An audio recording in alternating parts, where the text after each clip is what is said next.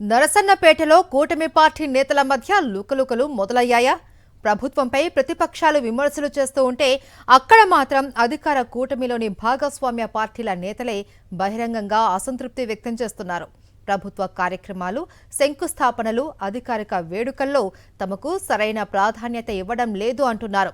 నరసన్నపేటలో అధికార కూటమి నేతల మధ్య సమన్వయం లోపించిందా? కూటమిలో అంతర్గత విభేదాలు మరింత ముదురుతున్నాయా?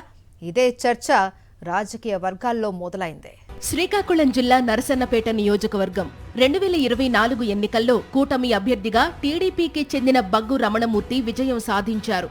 ఈయన గెలుపు కోసం బీజేపీ, జనసేన శ్రేణులు కూడా కష్టపడ్డాయని ఆయా పార్టీల నాయకులు చెబుతున్నారు. అయితే అధికారంలోకి వచ్చిన తర్వాత పరిస్థితి పూర్తిగా మారిపోయిందని బీజేపీ, జనసేన వర్గాలు వాపోతున్నాయట. ఎన్నికల సమయంలో అవసరమైన భాగస్వాములు ఇప్పుడు ఏ కార్యక్రమానికి కూడా ఆహ్వానం అందని పరిస్థితి ఎదుర్కొంటున్నారట. బీజేపీ నేత తోటపాటి సింహాచలం, జనసేన నేత బలగ ప్రవీణ్ కుమార్తో పాటు ఆ పార్టీలకు చెందిన ఇద్దరు నేతలు సైతం అసంతృప్తి వ్యక్తం చేయడం ఇప్పుడు జిల్లా రాజకీయాల్లో చర్చనీయాంశంగా మారింది. ప్రభుత్వ కార్యక్రమాలు, అభివృద్ధి పనులు, శంకుస్థాపనలు, ప్రారంభోత్సవాలు, విజయోత్సవాలు ఇలా ఏ కార్యక్రమంలోనూ తమకు సమాచారం ఇవ్వడం లేదన్నది బీజేపీ, జనసేన నేతల టాక్. రాష్ట్ర స్థాయిలో చంద్రబాబు, పవన్ కళ్యాణ్, నరేంద్ర మోదీ సమన్వయం గురించి మాట్లాడుతున్నప్పటికీ నరసన్నపేటలో మాత్రం ఆ సమన్వయం కనిపించడం లేదని కూటమి భాగస్వాములే ప్రశ్నించడం విశేషంగా మారింది.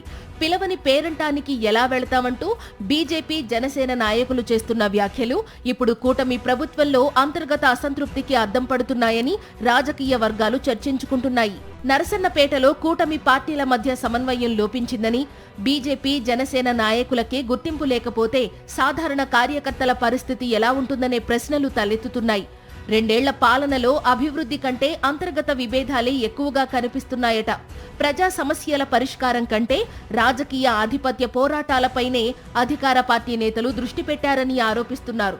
రాష్ట్ర వ్యాప్తంగా విజయోత్సవాలు నిర్వహిస్తున్న కూటమి ప్రభుత్వం ముందుగా తన భాగస్వామ్య పార్టీల్లో నెలకొన్న అసంతృప్తికి సమాధానం చెప్పాలని రాజకీయ విశ్లేషకులు అభిప్రాయపడుతున్నారు. మొత్తానికి నరసన్నపేటలో బీజేపీ, జనసేన నాయకులు వ్యక్తం చేస్తున్న అసంతృప్తి కూటమి ప్రభుత్వంలోని అంతర్గత విభేదాలను బయటపెడుతోందా, లేక ఇది భవిష్యత్ రాజకీయ సమీకరణాలకు సంకేతమా అన్నది ఇప్పుడు హాట్ టాపిక్ గా మారింది.